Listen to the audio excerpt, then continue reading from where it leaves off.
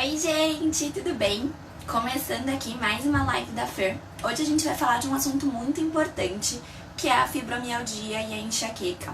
Eu tenho recebido muitas dúvidas de vocês sobre isso, então eu resolvi fazer uma live pra gente poder esclarecer um pouquinho como que funciona essa relação de enxaqueca e fibromialgia. Eu sei que muitos pacientes sofrem com essas duas doenças, e aí eu queria que vocês que estão aqui, que sofrem com essas duas patologias, dessem um tchauzinho aí pra eu saber se o pessoal que tá aqui agora é mais pela enxaqueca, que tá com dúvida se pode ter uma fibromialgia, ou se é um pessoal que já tem um diagnóstico fechado de enxaqueca e também de fibromialgia. Não esqueça de deixar o like de vocês aí pra ajudar a distribuir a nossa live pra mais pessoas. Deixa eu só ajustar aqui. Opa, peraí, só um minutinho, gente. Pronto. Áudio tá ok, vídeo tá ok, todo mundo me ouvindo bem?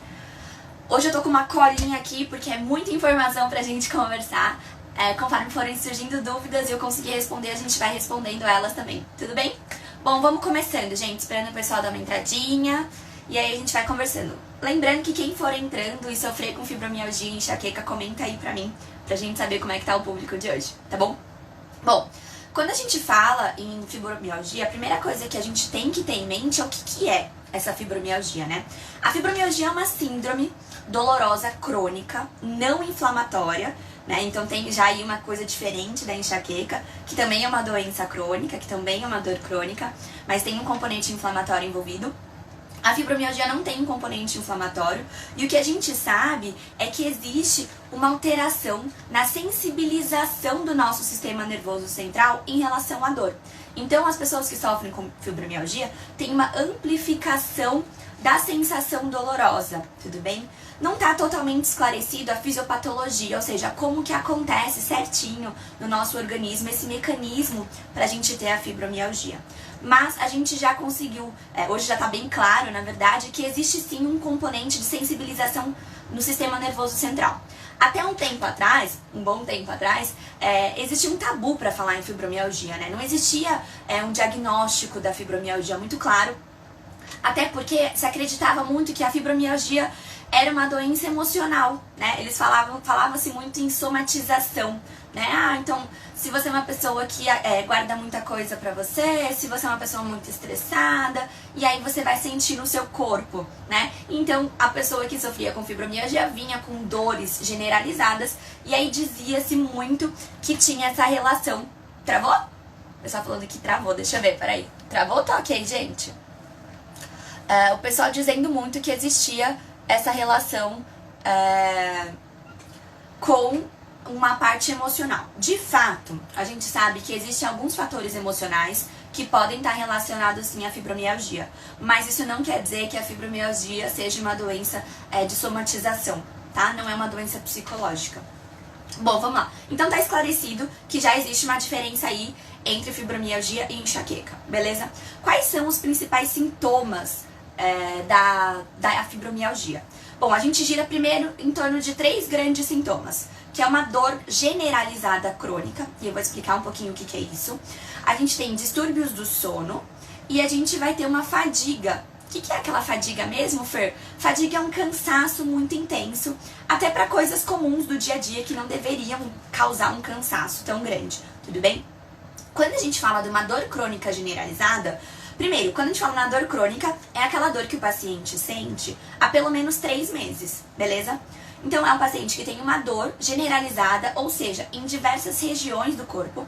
Tem alguns pacientes que têm um relato que começou num lugar só, e tem pacientes que já começou com a dor em diversas partes do corpo, tudo bem? Essa dor, né, que é generalizada, é uma dor crônica, ou seja, mais de 3 meses, ela tem características distintas. Então, o que acontece? Normalmente, o paciente não consegue falar, dói nesse ponto aqui, ou dói nesse ponto aqui. Não. O paciente descreve regiões. Ah, eu sinto uma dor nessa região, eu sinto uma dor nessa região, eu sinto uma dor na região do joelho. É difícil identificar um ponto específico onde vem essa dor. Normalmente é assim a dor da fibromialgia. Já a característica dessa dor, ela varia muito. Ela pode ser em pontadas, ela pode ser queimação, ela pode ser latejante, ela pode ser aquela dor que a gente fala que é uma dor cansada. Então ela tem uma grande variedade de características de dor. Isso é uma das coisas que torna o diagnóstico da fibromialgia também difícil. Uma outra coisa que lembra muito a enxaqueca é que não tem um diagnóstico através de exames. O diagnóstico da fibromialgia, ele é dado através da análise clínica do paciente. Então, você vai no consultório, você relata, né, a sua dor. E aí, qual que é a sacada? A gente, na verdade, pro diagnóstico, a parte científica, né, para fazer estudos científicos, eles estabeleceram pontos específicos do corpo que normalmente encontrava-se dolorosos à palpação, que são os tender points. São 19 tender points, tá? Então, o que acontece? Ele normalmente, na verdade não, ele acontece dos dois lados, tá? Então, você vai palpar, são pontos específicos que o seu reumatologista vai tocar e, de repente, você vai falar assim, nossa, tá doendo, é aí. E você nem sabia que você sentia dor nesse ponto até ele tocar. Parece mágica, quem já fez esse diagnóstico sabe que o paciente fica meio assustado. Ele fala assim, nossa, como você adivinhou, tá doendo aí.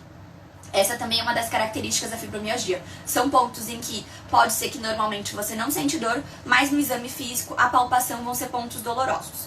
Quando a gente fala dos distúrbios do sono que apareceram lá, vocês lembram que eu falei dos 3 sintomas? Quando a gente fala em distúrbios do sono, o que acontece?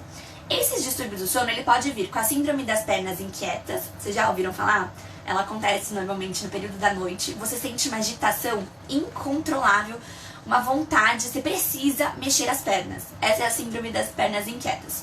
Ela pode vir como uma dor ao acordar. Você pode dormir bem, logo de manhã você já acorda com uma dor no corpo. E ela pode vir como uma fadiga matinal. Então você já acorda de manhã muito cansado, porque você tem um sono que não é reparador. Esse distúrbio do sono é um dos sintomas da fibromialgia. E se a gente parar pra pensar, os distúrbios do sono também são muito presentes em pacientes que sofrem com enxaqueca. Estão conseguindo ver essa similaridade entre essas duas doenças? Bom, vamos lá. Gente, o pessoal que tá entrando, eu queria pedir pra vocês deixarem um like pra ajudar a distribuir a nossa live pra mais gente. E comentar aqui pra mim se alguém do pessoal que tá entrando agora sofre com fibromialgia ou não, enquanto eu vou tomar meu golinho de água. Vamos lá.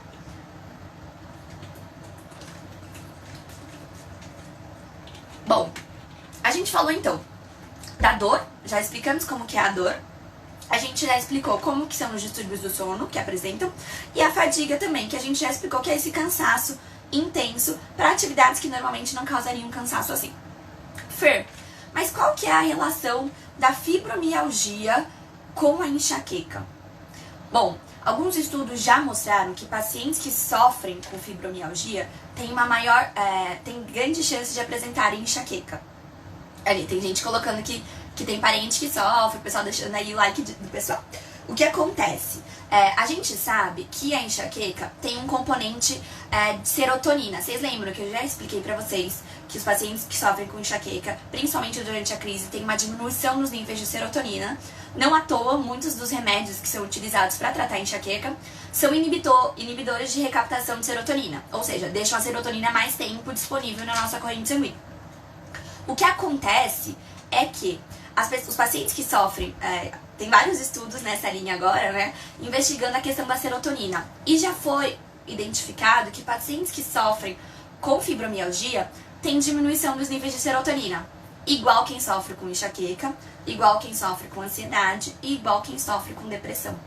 É por isso que para essas 4 doenças, existe sim. São 4 doenças em que os mecanismos ainda não estão totalmente esclarecidos, né? No caso, principalmente da enxaqueca e da fibromialgia, mas que já se investiga essa questão da serotonina que envolve essas 4 doenças. E aí, com esse distúrbio, né, essa diminuição na concentração de serotonina, quem sofre com enxaqueca acaba tendo mais chance de sofrer com fibromialgia.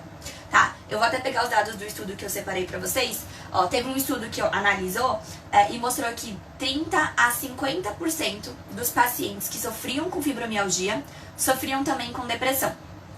E aí, ele também mostrou que 1/3 desses pacientes sofriam também ou com ansiedade, ou com irritabilidade, ou com distúrbios do humor. Sabe assim, uma hora tá tudo bem, 5 minutos depois você tá querendo matar alguém? É tipo isso.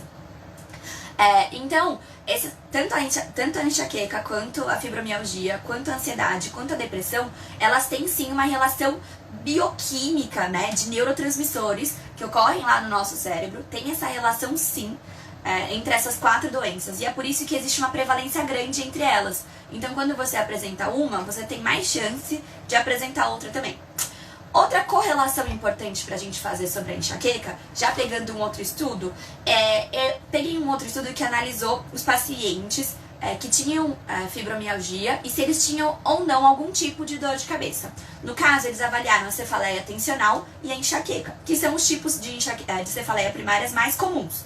E aí, o que aconteceu, gente? Eles observaram que cerca de até 50% dos pacientes que sofriam com fibromialgia tinham enxaqueca ou cefaleia tensional. Vocês têm noção? 50%. Pode até parecer meio vago pra vocês, porque eu esqueci de explicar pra vocês a prevalência da doença. A fibromialgia, ela comete 2% da população mundial, diferente da enxaqueca, que tem uma prevalência muito maior. A gente já falou aqui que a enxaqueca ela comete 15% da população mundial. Elas têm uma similaridade, elas ambas têm uma incidência maior no público feminino. Então as mulheres sofrem mais tanto com fibromialgia quanto com enxaqueca. E a idade, a faixa etária que costuma aparecer mais esses sintomas da fibromialgia é entre os 35 e 50 anos. Então tem muita similaridade nesse público com as pessoas que sofrem com enxaqueca. Vocês perceberam? Bom, vamos lá. Perdi a linha de raciocínio.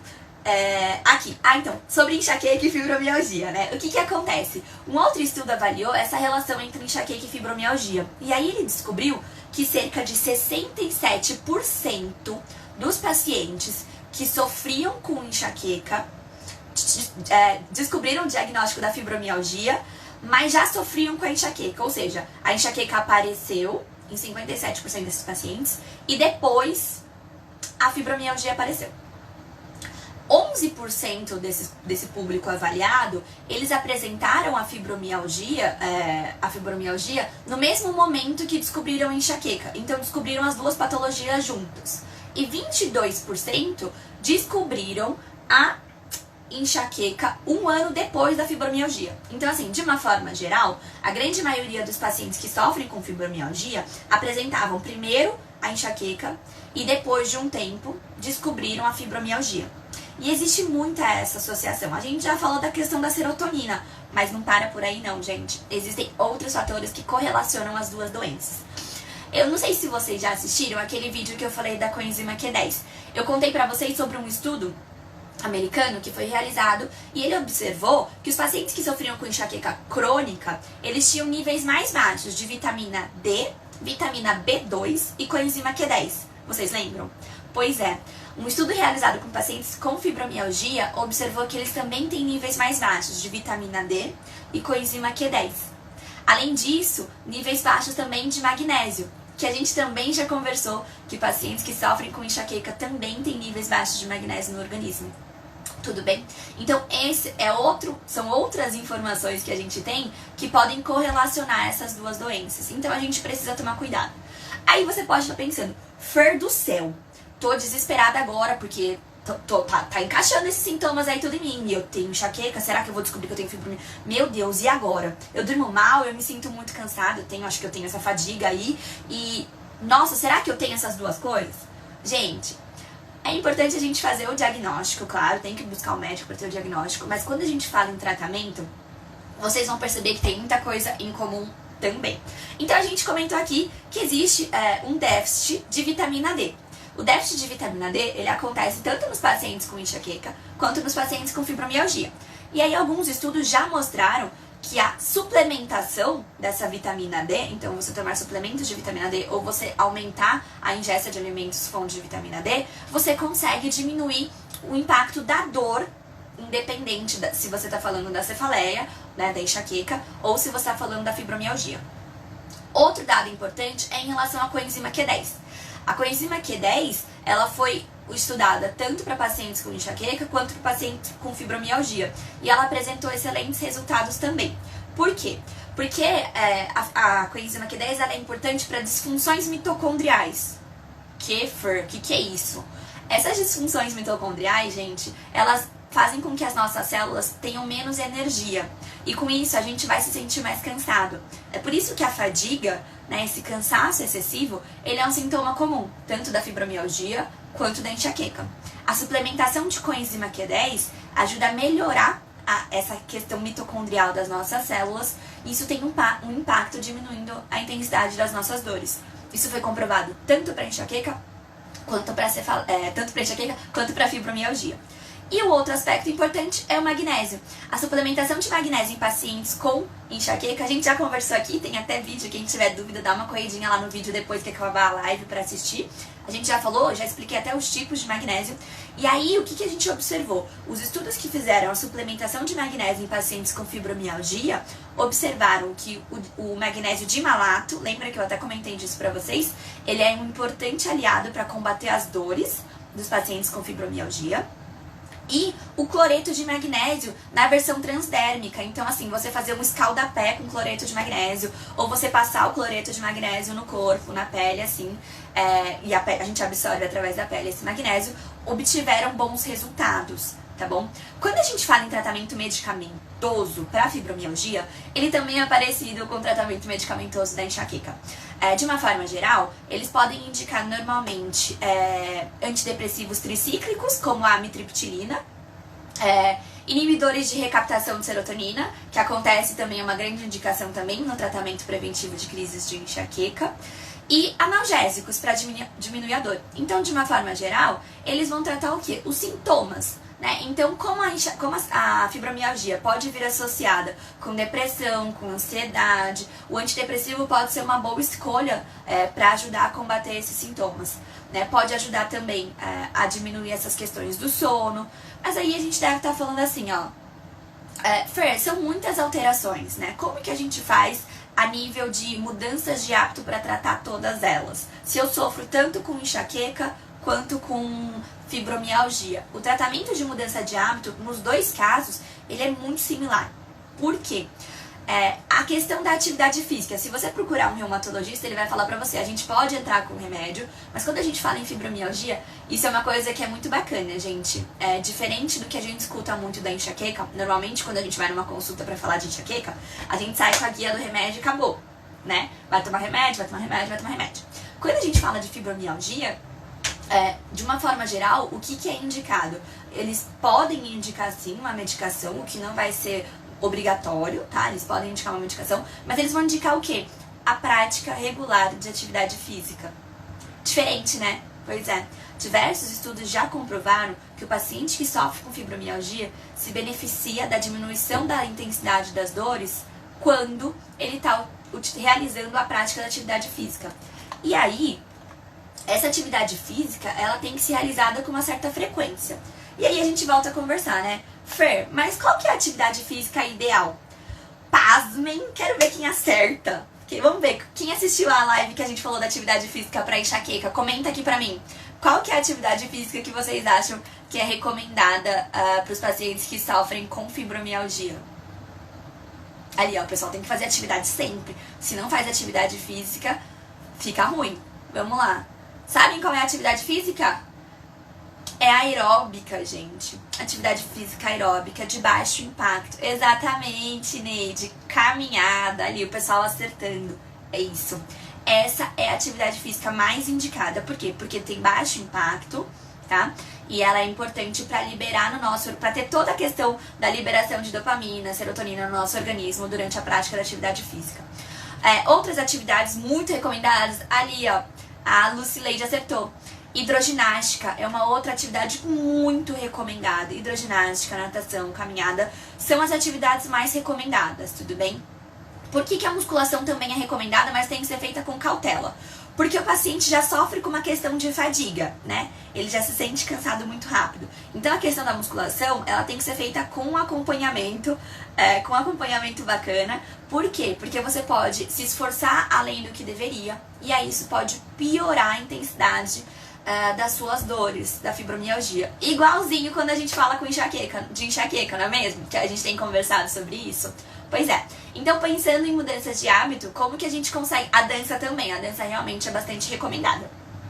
Quando a gente fala em mudanças de hábito, a atividade física regular, ela passa a ser obrigatória, independente se você sofre só com enxaqueca só, né, gente? Que já é muita coisa. Ou se você sofre com enxaqueca e fibromialgia também, tá bom? Aí, pra quem odeia musculação, a caminhada é uma excelente opção. A hidroginástica... É que a hidroginástica e a natação nesse período de pandemia é um pouco complicada ainda, né, gente? Mas a dança também é uma excelente opção. Você pode fazer em casa e custa R$0, como o pessoal aí já combinou. Bom, o que acontece? Então, falando do exercício, o que o exercício vai ajudar? Ele vai ajudar a diminuir, principalmente o exercício aeróbico, né, que é diferente da musculação. Ele vai ajudar a diminuir essa fadiga, desde que você realize ele com frequência. Então, tem estudos que já apontam melhora com uma prática 3 vezes na semana. Ainda assim, o mais recomendado é a prática diária, tudo bem? Da atividade física aeróbica. Bom, o pessoal perguntando aí da alimentação. Pois é, a alimentação, assim como na enxaqueca, também precisa ser controlada. Por quê? Lembra que eu falei lá no começo que a fibromialgia não é uma doença inflamatória, né? Ela não tem uma questão inflamatória. Mas 70% dos pacientes que sofrem com fibromialgia... Vocês viram que eu tô tão acostumada a falar de enxaqueca, que tudo é enxaqueca na minha boca, né? Os pacientes que sofrem com fibromialgia, 70% sofrem com a síndrome do intestino irritável, né? Que é caracterizada por desconfortos gastrointestinais. E aí, gente, tem que tomar cuidado com o quê? Com a alimentação. Então, de uma forma geral, o que o paciente que sofre com fibromialgia deve evitar? E aí vocês vão ver que tem várias coincidências dos pacientes que sofrem com enxaqueca. A cafeína, né? Então, café, chá preto, chá verde tem que ser evitado. Por quê? Porque eles são estimulantes. Nesse cenário, é diferente, é a mesma estimulação que ele acontece no cérebro, né, da pessoa com enxaqueca ou da fibromialgia, mas o que preocupa a gente é o fato de que ele é um estimulante que vai dificultar o seu sono. Então, você já tem uma alteração de sono, que é um dos principais sintomas de quem sofre com fibromialgia, e se você consome alimentos que tenham cafeína, isso vai piorar a qualidade do seu sono, tudo bem? O pessoal tá perguntando sobre o sono, a gente já vai falar. Outra questão que tem que tomar cuidado é com o glutamato monossódico, né? Que a gente conversa bastante. O glutamato monossódico, o açúcar, as frituras, refrigerante, comidas gordurosas, todas elas também podem piorar o intestino de quem sofre com fibromialgia. Por quê? Porque cerca de 70% é muita gente, sofre com a síndrome do intestino irritável. E tudo isso piora esses sintomas de desconforto gastrointestinal. É por isso que, de uma forma geral, embora o paciente que sofra só com fibromialgia, né, não precise fazer tantas restrições, porque eles não têm gatilhos alimentares, eles precisam de uma alimentação equilibrada. E uma alimentação equilibrada é igual de quem sofre com enxaqueca. A diferença é que o paciente que sofre com enxaqueca, ele costuma ter gatilhos alimentares também. Não obrigatoriamente, tem gente que não tem. Mas ele costuma ter gatilhos alimentares também. E aí isso acaba ampliando a lista de restrições alimentares ou de alimentos que precisam ser controlados por conta da enxaqueca também. Mas de uma forma geral, o que eu sempre falo, tanto o paciente que sofre com fibromialgia quanto o paciente que sofre com enxaqueca, a melhor forma, Fer, agora eu não tô conseguindo ir numa nutricionista, mas tá nos meus planos porque é extremamente importante, gente. O que eu posso fazer, Fer? Ou você pode fazer aquele desafio, vocês lembram das 5 cores no prato? Ele é um desafio simples que você consegue fazer, né? Lembrando que basicamente o prato deve ter muito legumes e verduras, tá? E ter 5 cores diferentes no prato. O que vai acontecer, né? O pessoal tá perguntando do leite. O leite é um alimento inflamatório, né? Ele é bastante inflamatório. Então, mesmo quem sofre com a síndrome do intestino irritável precisa tomar cuidado com ele, tá bom? Ainda mais se você sofre com as duas coisas, né? Bom, vamos lá. O que mais que eu ia falar, gente? Deixa eu dar uma pausa, tomar uma aguinha. Peraí.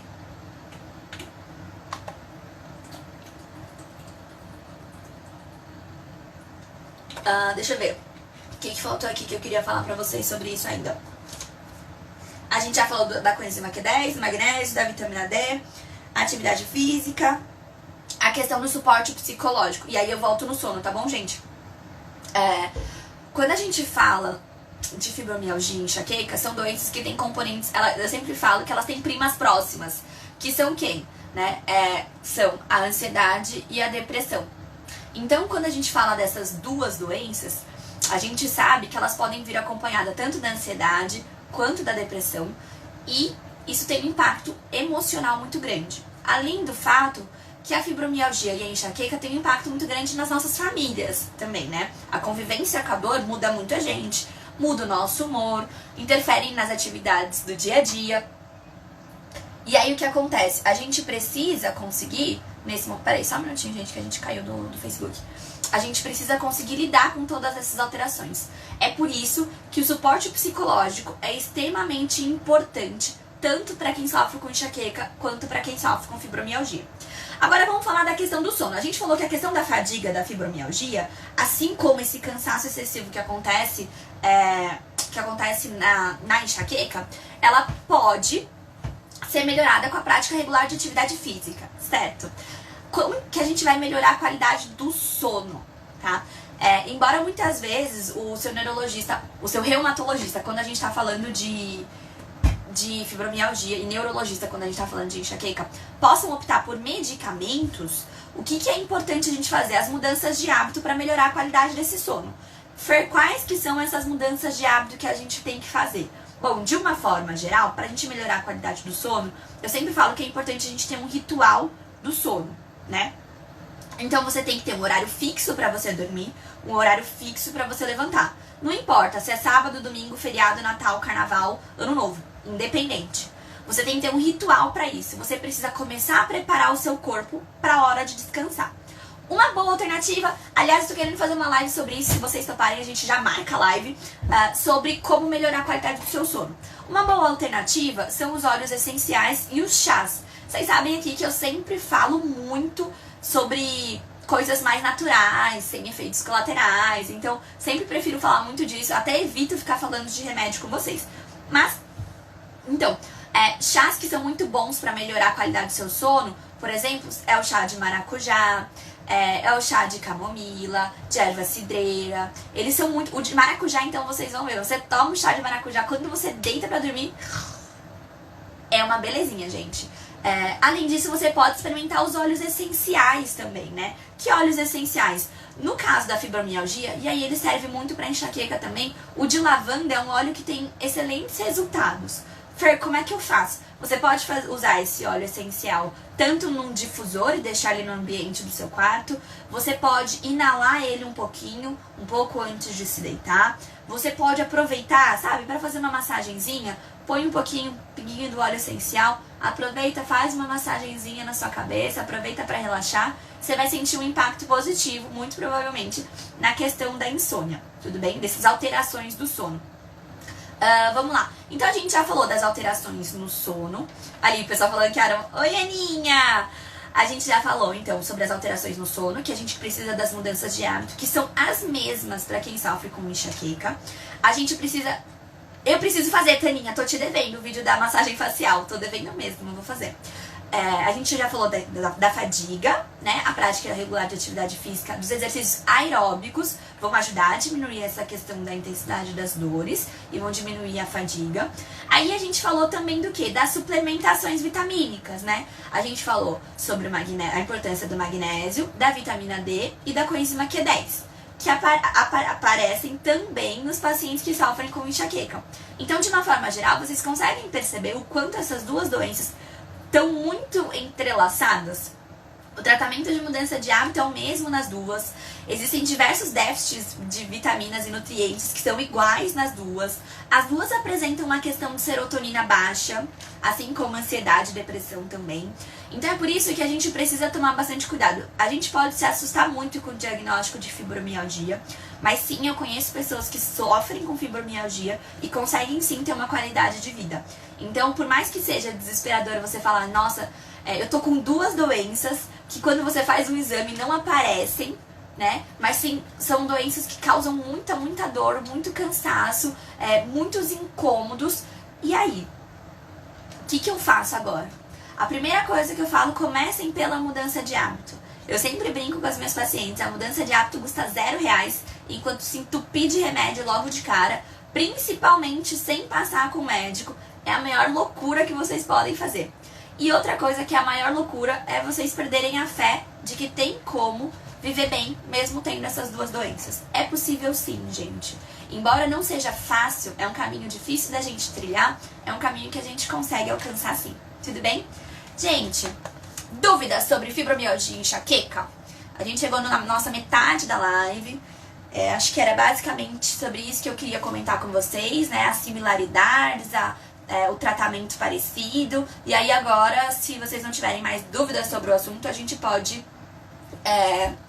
abrir para perguntas sobre enxaqueca, que eu sei que a maioria que tá aqui tá querendo saber de enxaqueca. Eu tô bem vendo vocês perguntar. Quem sofre com fibromialgia e tá aqui, tem dúvidas sobre isso ainda? A suplementação de magnésio também é uma opção excelente, a gente já comentou aqui, né, gente? Então, a coenzima Q10 é muito importante. A alimentação balanceada é importante, tem que evitar frituras. Esqueci de comentar com vocês. Teve um estudo sobre fibromialgia que falou sobre dietas vegetarianas, dietas com restrição da quantidade de proteína animal, né? Era vegetariana, mas assim, de uma forma geral, não era vegana. Então tinha, por exemplo, comia ovo, por exemplo. E aí, eles observaram uma melhora muito grande dos pacientes de fibromialgia com dietas que tinham mais proteína animal, tá? Mais proteína vegetal, perdão, do que proteína animal, tá? Então, as dietas com mais proteína vegetal do que proteína animal, os pacientes observavam uma melhora nos episódios de dor da fibromialgia, na intensidade das dores da fibromialgia, tudo bem? Bom, vamos lá. Onde eu encontro a Q10? Você encontra na farmácia, em lojas de manipulação, você encontra, dá pra comprar pela internet, mas é importante você conversar com seu médico, né? Reumatologista, no caso da fibromialgia, ou neurologista, no caso da enxaqueca, pra ele ajustar a dose pra você, tudo bem? Porque vai depender da sua intensidade de dor, da sua frequência de dor, isso tudo vai variar. Bom, gente, vamos lá. Pode começar as perguntas de novo, que eu tô... Deixa eu ver se eu subo lá pra ver se tem algumas perguntas. Não sei se eu perdi perguntas sobre fibromialgia. Eu vi o pessoal perguntando muito de outras coisas. Quais são os pontos específicos da dor de fibromialgia? Eu até deixei anotado aqui, ó. A gente tem na cervical, no tórax, no abdômen, na região dorsal, na lombar. Aí tem os dois, e aí é bilateral, tá? Cada um conta um ponto. Tem nos ombros, na mandíbula, na coxa, no quadril, no ombro, no braço, no antebraço e nas pernas. São muitos pontos, mas o que acontece? Esses pontos, eles vão ser dolorosos à palpação do médico, tá? Você sente, por exemplo, você pode sentir uma dor, eu tenho uma dor nessa região do ombro, olha eu doida, nessa região do cotovelo, mas você não tem uma região específica. Aí quando o médico vai lá, o reumatologista vai te avaliar, ele vai pegar no ponto e você fala, ai, dói, é aí. E aí ele vai palpando esses pontos e você vai observando que você sente dor nesses pontos. E a grande maioria desses pontos você nem sabia. Fer, explica sobre o tratamento para enxaqueca. Extração de siso melhora a enxaqueca? Bom, vamos lá, gente. Como que funciona o tratamento para quem sofre com enxaqueca? O tratamento quando a gente sofre com enxaqueca, ele é baseado na mudança de hábito, tá? Embora em alguns casos o tratamento medicamentoso seja sim extremamente importante, é difícil a gente ver resultados em tratamentos medicamentosos que não são associados à mudança de hábito.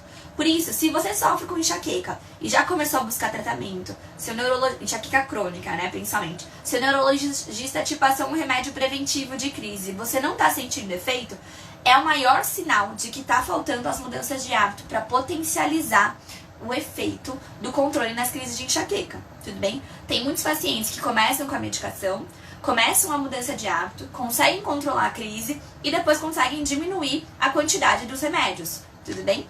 Bom, vamos lá. E aí, como é que funcionam essas mudanças de hábito? Vamos ver se o pessoal que tá aqui sabem. Elas circulam em volta principalmente de 5 fatores. Quem tá aqui, vamos lá. Quais são os 5 fatores que a gente fala que precisam estar em ordem pra gente ter o controle das crises de enxaqueca, gente? Vamos colocando aí que eu vou tomar minha água, que tá muito quente hoje.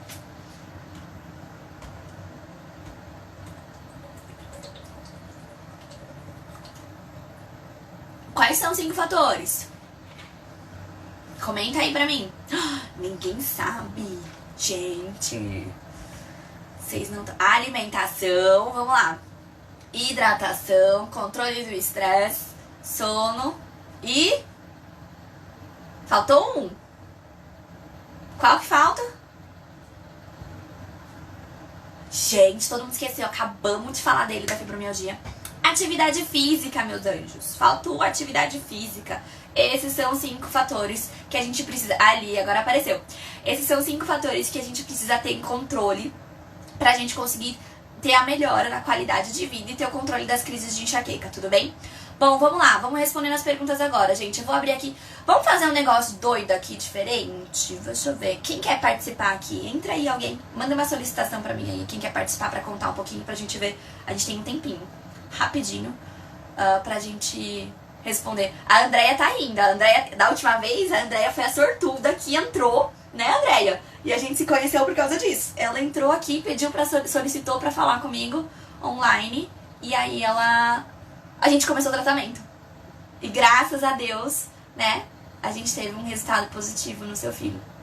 As 5 cores no prato, conta a carne também? Pode contar a proteína, sim, conta sim, tá? Mas também não adianta você colocar assim, ó, vou colocar carne, frango e peixe, 3 cores. Aí também não vale, né? Mas você pode contar a cor de uma das proteínas. Sobre a melancia, o que que acontece? A melancia, ela tem uma substância que chama citrulina. Ela é vasodilatadora, ela aumenta o calibre dos vasos sanguíneos. É por isso que muitos pacientes têm essa reação com a melancia, tá? Ela, quando você ingere ela altera o calibre dos seus vasos sanguíneos e isso pode estar relacionado com o surgimento de crises de enxaqueca. Fer, de uma forma geral, se eu tiver com tudo sob controle, a melancia sozinha pode desencadear crise? Ela até pode desencadear uma crise, mas vai ser uma crise não intensa, tá? Vai ser uma crise baixa intensidade. Se você tiver com os outros fatores sob controle. O que que acontece? Ó, pasmem, tá? Só pra contar pra vocês que acompanham a gente, já convenci, vou dar um spoiler. Vocês conseguiram fazer a Rô resolver aparecer. Então a gente vai ter a próxima live na outra quinta com a Rô. E aí ela vai contar, pasmem, tá? Hoje ela consegue até de vez em quando comer até uma bolacha recheada. Porque todos os outros fatores do organismo dela, os outros 5 fatores, estão em equilíbrio. Na verdade, falta um, que a gente ainda não conseguiu equilibrar, que é a hidratação, né? Mas vamos lá. Então é por isso que a melancia pode estar relacionada com o surgimento das crises de enxaqueca, tá bom? Ela tem um componente vasodilatador que pode estar envolvido no surgimento das crises. Fer, todo mundo que sofre com enxaqueca não pode comer melancia? Não é isso, tá bom, gente? A palavra, quando a gente fala em alimento, é depende. Essa vai ser sempre a resposta. Por quê? Depende de cada organismo. Tem gente que tolera bem comer melancia, tem gente que não vai tolerar comer, tá bom? Porque assim, ó, eu penso muito assim, tem muito paciente que é assim, eu escutei fulana falando que melancia dá crise, eu escutei Beltrana falando que banana dá crise, não vou mais comer melancia e banana. Só que aí, gente, pode ser que dê crise pra fulana e pra Beltrana e não dê pra você. E aí você tá se privando de comer alimentos saudáveis, porque elas têm muitos benefícios pra nossa saúde, por receio, porque você escutou alguém dizer. Mas o seu organismo é diferente do daquela pessoa. E a gente já sofre com muitas privações por conta da enxaqueca. Por que raios você vai se privar de mais coisa do que você já acaba se privando? Entendeu? Não faz muito sentido. Vamos lá. Deixa eu ver. Como controlar o estresse? É a Ana Paula perguntando. Ana, o que acontece? De uma forma geral, a gente pode controlar o estresse através da meditação, dos exercícios respiratórios, das técnicas de relaxamento. E aí a gente consegue fazer isso em casa mesmo. É uma das coisas que eu sempre falo para os pacientes que estão em acompanhamento comigo. O que a gente faz? Exercícios respiratórios diários ajudam tanto na questão da insônia, tanto no controle da ansiedade, quanto no controle do estresse, tá? O problema é que as pessoas que sofrem com enxaqueca de uma forma geral, elas são pessoas bem agitadas, bem ansiosas. E aí você fala para essa pessoa, meu bem, senta aí 5 minutos e vamos meditar. A pessoa fala assim, não, sem chance. Não, meditar não é pra mim. E aí, a gente tem um grande preconceito com isso, né? E aí isso impede a gente de tentar fazer algo diferente, né? De começar a fazer os exercícios. É por isso que eu sempre falo pros meus pacientes que a gente comece com exercícios bem curtinhos, que, assim, 1 minuto de exercício já ajuda. E aí você começa a criar o hábito. E aí você vai sentindo o benefício de fazer esses exercícios respiratórios, essa meditação. E com isso você vai começando a controlar o estresse. Por quê? Já vou dar um spoiler contando assim, eu tava guardando isso pra fazer a live de exercícios de meditação, né? Que eu tô vendo aqui se o pessoal vai querer mesmo. Vou fazer até uma enquete depois, gente, se vocês querem ou não essa live. Mas o que acontece? Quando vocês vão perceber que quando vocês começam a ter crise de ansiedade, quando vocês começam a ter os sinais da enxaqueca, a primeira coisa que muda, uma das primeiras coisas que mudam, é o padrão respiratório de vocês. E não é muito fácil perceber isso não, tá? Eu vou confessar pra vocês que quem percebeu isso pra mim não fui eu, foi o meu companheiro. E ele falava, sua respiração tá diferente. Não, é porque eu tô com dor. Aí eu falei, uai, nossa, é verdade, minha respiração tá diferente porque eu tô com dor. Então, o que que acontece? A gente começa a perceber que um dos primeiros fatores que mudam é a respiração. Quando a gente começa a fazer os exercícios respiratórios todos os dias, a gente começa a identificar qual que é o nosso padrão respiratório. Qual que é a nossa respiração calma. Qual que é a respiração que deixa a gente em paz. E aí a gente começa a perceber que quando a gente está respirando e alguma coisa tira a nossa atenção, a nossa respiração muda. É aquela coisa, você tá fazendo exercício respiratório, se você é mãe, aí daqui a pouco chega a criança e fala, mãe! Aí você... Esse já é o primeiro sinal. Tá vendo como a nossa respiração é uma das primeiras coisas que mudam quando a gente tem uma questão de ansiedade, de estresse relacionado? E aí quando a gente faz isso diariamente, a gente consegue começar a identificar quando que as coisas vão começar a desandar, quando o nível de estresse está subindo, quando a ansiedade está surgindo, quando a dor está começando a surgir, e a gente consegue retomar o nosso padrão respiratório. Quando a gente muda o padrão respiratório, a gente consegue ativar uma região do nosso cérebro que é responsável pela sensação de bem-estar, de calmaria. E aí, com a respiração, a gente ativa essa região do nosso cérebro e aí a gente vai começando a conseguir ter o controle dos níveis de estresse. Acreditem, isso é possível sim. Exige prática, exige dedicação, mas é possível sim. Vamos lá, gente. Mais qual a pergunta? Não consigo parar de tomar café. Cleide, você assistiu meu vídeo sobre como eu diminuir o consumo do café? É muito importante a gente diminuir o consumo do café. Obviamente, eu falo assim, de uma forma geral, a gente recomenda para todos os pacientes. Tem paciente que vai ter muita dificuldade em fazer isso, tem paciente que vai querer fazer isso lá no final do tratamento. E aí isso vai depender da demanda do paciente e da disposição dele. Tá? Mas no vídeo eu ensino como fazer essa retirada gradual. Por quê? Porque só retirar o café do nada vai te dar uma crise de abstinência, tá? Essa questão do descafeinado que alguém comentou aí, o que que acontece? O descafeinado ele pode ser uma opção para você começar a retirar o café. O problema é que mesmo ele sendo descafeinado, mesmo ele não tendo cafeína, o café ele tem outras substâncias que são estimulantes do nosso sistema nervoso central. Então mesmo descafeinado também não faz muito bem para o nosso cérebro. O ideal é, você pode tentar substituir pelo descafeinado, você vai perceber que não é a mesma coisa, e aí com isso o que acontece? Você começa a reduzir a quantidade de café que você toma. Tudo bem? Até você conseguir diminuir total essa quantidade de café. Tem alguém perguntando aqui, a Jaque, tem algo pra falar sobre a injeção Pazurta pra enxaqueca? Jaque, eu fiz um vídeo, ele já tá bem lá embaixo, gente. Eu posso regravar esse vídeo pra vocês. É sobre o Pazurta e o Engalit, né? Que fazem parte dos anticorpos monoclonais, né? Que é a nova linha de medicamentos específicos pro tratamento da enxaqueca, que tratam a causa. Né? Ele não vai tratar só os sintomas como a grande maioria dos outros remédios. O que que acontece? Eles vão agir num receptor que está relacionado à deflagração da crise de enxaqueca. Elas são injeções, o fabricante diz que deve ser tomado no mínimo 3 doses, né?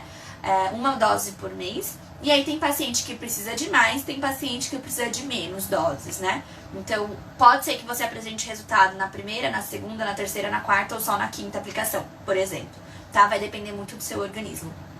E eu tenho pacientes hoje que já fizeram a aplicação desses anticorpos monoclonais e não tiveram efeito, como eu tenho pacientes que tiveram efeito, tiveram a diminuição das crises de enxaqueca, mas continuaram apresentando episódios de cefaleia tensional, porque ele é para tratar a enxaqueca, né? Então o paciente deixou de ter as crises de enxaqueca com aura, por exemplo, mas continua tendo dor com frequência, dor de cabeça com frequência.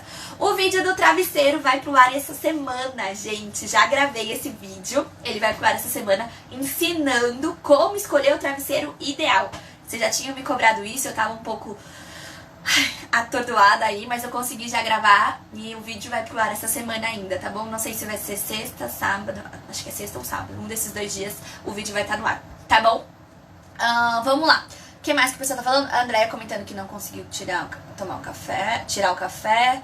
A Natália falando que não consegue nem olhar pro celular. o Sumax melhora, mas dá uma sensação horrível. Tipo, pois é. Por quê? Porque ele é um medicamento muito forte, o Sumax, né? Eu falo para os pacientes que a gente tem que tomar cuidado com a frequência da utilização desses medicamentos. E é isso mesmo. O Sumax, Nath, ele tem essa questão. Em muitos pacientes, 24 horas após a utilização do Sumax, quando ele perde o efeito, você tem a dor de cabeça de novo, tá bom? Isso acontece com muita frequência. Fer, quem tem enxaqueca crônica com aura pode usar whey? Eu respondi isso no Fer Me Explica. Eu contraindico, porque se a gente parar pra pensar, o que é o whey? O whey é a proteína do leite. A proteína do leite não. O whey, ele vem do soro do leite, tá? E é proteína, tá bom? O que acontece? A gente pega aquele suquinho lá, do caldinho que sobrou lá da produção do leite, da transformação do leite no queijo, e vai fazer o whey protein. Então a gente faz aquela coisa líquida virar pó. Aí coloca açúcar, que você pode ver aí, por mais que eles enganem com outros nomes, tem açúcar. Aí você faz aquilo virar pó, coloca açúcar, põe um saborzinho e você vende. Tudo isso para aproveitar aquela bodega. E aí o que acontece, né? Nesse processo de transformação do líquido em pó, você modifica a proteína que tá lá. E quando você modifica essa proteína e você coloca lá no seu corpo, o que acontece o seu corpo olha para aquilo e fala: que isso? Conheço isso não. Tá estranho. E aí ele ativa o quê? O seu sistema imunológico para combater aquilo. Então isso pode gerar aquela inflamação de baixo grau. Lembra que a gente já conversou? A gente tem falado sobre isso. Eu tô para fazer um vídeo sobre isso para explicar mais detalhado para vocês também. Então pode estar relacionado não ao surgimento de crise, sabe? Você pode tomar whey e não ter a crise logo em seguida, mas você vai deixar o seu organismo mais favorável às crises de enxaqueca, tudo bem? Então tem que tomar bastante cuidado com isso. O pessoal falando muito de remédio, gente. Vamos falar de mudança de hábito. A enxaqueca com aura, como que é? Suzy, existem vários tipos de aura, né? Então a gente tem a aura visual, a aura visual é assim, você pode enxergar em zigue-zague, pontinhos pretos, pontinhos brilhantes, diminuição do campo visual, você já ficar sem enxergar numa parte do olho ou no olho todo. E aí a gente tem a aura sensorial. A sensorial é aquela que você fica com dormência, formigamento na metade do corpo. Acontece principalmente no rosto, na língua, no braço. E a gente tem a aura motora, que é aquela em que você perde a força, não consegue mexer direito o braço, a metade da cabeça, a língua. E a gente tem a de fala, né, que é aquela que você pensa no que você quer falar e de repente você não consegue falar. A ideia tá lá, a palavra tá na sua cabeça, mas ela não sai, tá bom? Ana Lúcia perguntando: Fer, as frequências da enxaqueca estão diárias. Na segunda vou ao dentista ver se tem algum problema. Isso pode ajudar? Olha, se a gente tá falando de uma questão de DTM, pode ajudar, né? Se você tiver uma DTM, né, um distúrbio temporomandibular, ele pode estar deixando o ambiente mais favorável, a sua musculatura mais tensa, né? Porque ela vai repercutir em toda essa região. Isso gera um aumento de tensão. As DTMs, se você tem, por exemplo, bruxismo, você também vai ter um impacto na qualidade do seu sono. E aí já são dois fatores, tensão muscular e alteração no sono, e podem estar levando você a ter crises com frequência. Agora eu vi alguém perguntando: tirar o siso ajuda? Não, o siso não tem nada a ver com a enxaqueca, tá bom, gente? Tomem cuidado nas coisas que vocês leem por aí. A enxaqueca com aura pode levar a pessoa a ficar cega? Momentaneamente, tá, gente? O que acontece? Quanto tempo dura a aura? A aura dura normalmente de alguns minutos até um dia. Mentira! Um dia, 1 hora. Olha eu doida. Até 1 hora, tá bom? 60 minutos. E aí, até esses 60 minutos, você pode sim ter a perda parcial da visão. Mas isso é momentâneo. Passou a aura, que aí vai ser quando começa a dor de cabeça em si da enxaqueca. Essa aura passa e você volta a enxergar normal, tá bom? Eu já senti dormência na boca, mão, uma única vez que tive crise forte. Então, pode ser sintoma de aura sim, tá bom? O problema que a gente tem que pensar é que acontece. Como a crise estava muito forte, não necessariamente vai ser aura, essa questão da dormência, um formigamento assim. Isso pode ser um sintoma da ansiedade. Por quê? Porque você estava com uma dor muito intensa, você não estava conseguindo controlar essa dor, e aí isso gera um sintoma de ansiedade. E a ansiedade pode vir com uma sensação de dormência no corpo. Observa, Gi, se foi só de um lado. Se foi só de um lado, aí pode ser aura. Agora, se for uma questão de ansiedade, é meio generalizado, assim, sabe? Você sente, ai, meu braço todo, meus braços estão formigando. Aí isso tem mais uma questão de ansiedade do que uma questão de aura.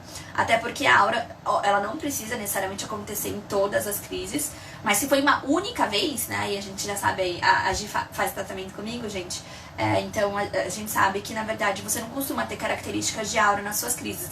Então é muito mais provável que tenha sido uma reação de ansiedade pela intensidade da sua crise, tá bom? Depois que comecei a fazer... Ai, gente, olha que maravilha! Ó, a K mandou assim, ó. Depois que comecei a fazer exercício físico, não senti mais dor de cabeça. Olha, viu que maravilha? Gente, atividade física é tudo nessa vida, tá bom? Eu preciso fazer... Bom, o que é essa reação extrapiramidal? Essa reação que a Nath tá perguntando. Eu já até respondi, não sei se foi pra você em inbox, porque me mandaram essa pergunta. A reação extrapiramidal, ela acontece... É uma reação que costuma acontecer principalmente quando a gente toma o Plasil, que é um medicamento para enjoo. E ele vai acontecer não quando a gente toma o Plasil comprimido. Normalmente ele acontece quando a gente toma o Plasil na veia, lá no hospital. Você tá com uma crise forte de enxaqueca, muito enjoo, aumento de sensibilidade, dor insuportável. Foi pro PS, eles colocam lá na sua veia Plasil. Aí o cara fala assim... Vamos deixar correr rápido esse remédio pra essa pessoa ir embora. E normalmente vai embora com dor ainda, né? Mas vamos deixar correr rápido esse remédio pra aliviar a dor dela. Como se a medicação na veia resolvesse a dor na grande maioria das vezes. O que não é verdade, mas beleza. Aí deixa lá pingando. Pim, pim, pim, pim, pim, pim, pim. Essa velocidade, né, que tá indo o Plasil na sua veia, ela pode fazer com que você tenha essa reação extrapiramidal. Fer, o que é essa reação extrapiramidal? Cara, você fica louca virada no giraia. Você quer arrancar os fios assim, ó. Você quer arrancar o acesso e sair correndo, gritando. Você não consegue ficar parada. Você fica andando de um lado pro outro. É horrível. Quem já teve essa reação extrapiramidal? Ali, a Nath tem até com comprimido. Nath tem que diminuir a dose desse comprimido. Ou, na verdade, no seu caso, se você tem um comprimido, o ideal seria você substituir essa medicação. Se você sofre muito com enjoo, Nath, uma boa solução seria o chá de hortelã. O chá de hortelã e o chá de gengibre, os dois ajudam muito na questão do enjoo, tá bom? Então, o pessoal tá tendo, ó, o pessoal comenta que teve. É horrível, né, gente? Ele deixa a gente louca. A Fer perguntando do exercício da respiração. Vamos fazer uma live sobre isso então, gente? Eu vou abrir a enquete pra ver quem vai ficar comigo e eu vou só olhar. Porque se eu fizer essa live e o pessoal me ver aqui, ó, respira, inspira, e todo mundo foi embora e me deixar sozinha, eu vou chorar. Dá vontade de morrer, realmente. Essa reação extrapiramidal é louca. Você quer arrancar tudo e sair correndo. A Thaís, Fer, além da alimentação adequada, atividade física, a acupuntura também é indicada? Sim, Thaís. Ela vai depender muito do seu organismo. Tem pessoas que vão conseguir ter uma boa resposta e tem pessoas que não. O que acontece? A grande maioria das pessoas que não tem boa resposta são pacientes que vão 2, 3 vezes fazer acupuntura, não sentem melhora e aí não volta mais. Como se qualquer tratamento fizesse resultado em 3 vezes, né? Então, o que acontece ela pode ser eficaz, sim, para diminuir a questão da enxaqueca. Ela pode diminuir a intensidade das suas dores, tá? Mas você precisa fazer um tratamento contínuo. Fê, quanto é um tratamento contínuo? Olha, os estudos que eu observei e os relatos de caso que eu tenho são pacientes aí que fizeram um tratamento de pelo menos 3 meses semanal de acupuntura, tá bom? Pra ter um resultado significativo. Gente, a gente pode até falar, nossa, é muita coisa. Cara, mas a gente tá disposto a tomar remédio todo dia, né? Coloca essas... Vocês já pararam pra pensar por que chama droga? Gente, é surreal, entendeu? Então, a gente coloca droga todos os dias no nosso corpo e fala, não, tudo bem, tomar remédio, tudo bem. Pô, mas de 3 meses, uma vez na semana fazer acupuntura? Sim. Se você quer ter um resultado, você precisa, como tudo nessa vida, de constância, né, gente? Se a gente não tem essa constância, a gente não vai ter o resultado que a gente espera, tá bom? O que aconteceu? Deixa eu ver. Eu tô vendo alguém sendo fofa aqui, ó. Vamos, não vou te deixar sozinha. A Ana Paula falando, bom, então tá bom, ó. Se você não vai me deixar sozinha, então tá bom. Então a gente marca essa live. Deixa eu ver. Nunca tomei chá. A Marcela falando, eu tomo chá de gengibre uma vez por dia. Às vezes tenho dor, mas está fraca. Olha que arraso, tá vendo? Mas eu sei, Marcelene, que você já tá mudando outros hábitos também, né? Eu lembro que você comentou da atividade física. Comenta aqui pra gente, Marcelene, quais tratamentos que você... Quais tratamentos não. Quais mudanças de hábito que você já tá fazendo. Que não é só chá de gengibre, que eu sei que você já comentou aqui. Ozonioterapia. Bom, vamos comentar. Esse é um assunto que dá pano pra manga. Pra enxaqueca eu não tenho estudo. Não que eu saiba. Posso até me aprofundar e ir atrás disso pra trazer isso pra vocês. Não que eu saiba, não tem estudos relacionados à enxaqueca, tá bom? A Santana, a enxaqueca pode aumentar a pressão no olho? Pode. Você pode sentir um desconforto muito grande durante a crise. É como se alguém estivesse empurrando o seu olho pra fora. Ou você pode sentir seu olho queimando. Esses são alguns sintomas que podem acontecer.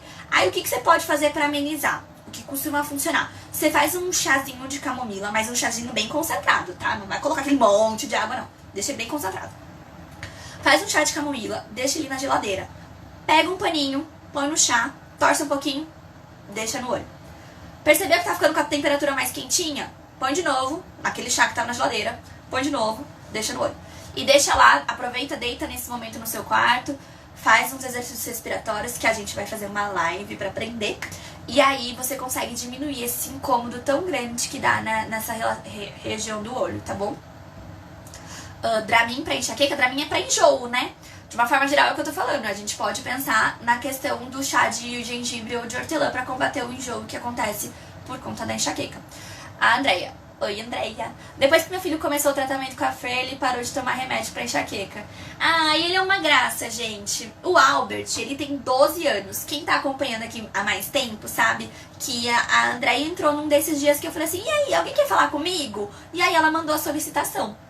Aí eu coloquei ela no ao vivo durante uma live, e aí o Albert apareceu com aquela carinha fofa, novinho, assistindo a live com a mãe. Porque Sofia com enxaqueca dia sim, dia não, né? Aí o coração não aguenta. Aí a gente começou a fazer o tratamento junto.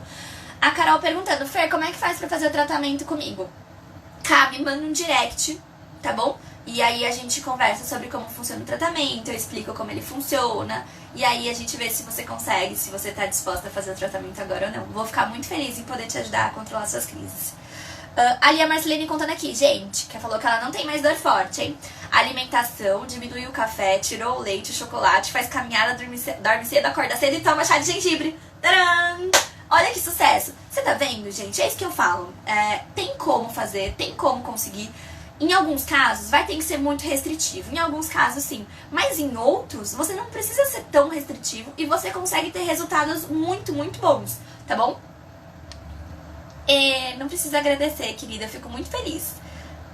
A Denise também quer fazer o tratamento. Vamos, Dê. Manda mensagem, manda um direct pra mim e fala assim, Fer, quero fazer o tratamento. E aí a gente começa a conversar sobre isso, tá bom? Aliás, a Genilda também, né? Isso mesmo, Marcelene. Arrasou. Bom, tem mais perguntas? Ai, gente, aqui tem mais perguntas, já acabou nosso tempo. Passou voando a nossa live. Acabou sendo metade sobre fibromialgia e enxaqueca, porque a maior parte do pessoal que veio tinha mais dúvidas sobre enxaqueca e metade tirando dúvidas. Mas não tem problema, o que importa é conseguir trazer as informações que vocês precisam. Rapidinho, no último minuto, o gengibre faz mal para o hipotireoidismo. Não encontrei nenhum estudo que relacione o gengibre com alterações na tireoide, tá bom? Não encontrei, procurei até. Vamos lá. Eu que agradeço, gente. Muito obrigada pela companhia. Foi ótimo ter vocês aqui. A gente vai combinar, então, uma live de exercícios respiratórios e meditação, combinado. E aí eu vou postar sobre essa live. Não vai ser na próxima quinta, porque na próxima quinta a gente vai ter a presença da Rô, que vai contar a história dela aqui pra vocês. Como que ela conseguiu superar todos os problemas que a enxaqueca trazia e como que ela vive bem hoje, pra vocês se motivarem e ver que é possível sim, tá bom? Mas aí a gente combina na outra semana, a gente faz esses exercícios, eu vou fazer a enquete pra saber se vocês não vão me deixar sozinha mesmo, e aí a gente faz, tudo bem? Até porque a gente pode até regular a questão de horários. Gente, queria que vocês ficassem alerta, porque em breve vai ter o lançamento aí no Telegram também. Então fiquem espertos, quem não baixou o Telegram, baixa, porque logo logo vai ter novidade do empoderamento na enxaqueca no Telegram, tá bom? Obrigada pela companhia de vocês, espero que tenha sido uma live agradável pra vocês, eu adorei, embora todo esse suor aqui.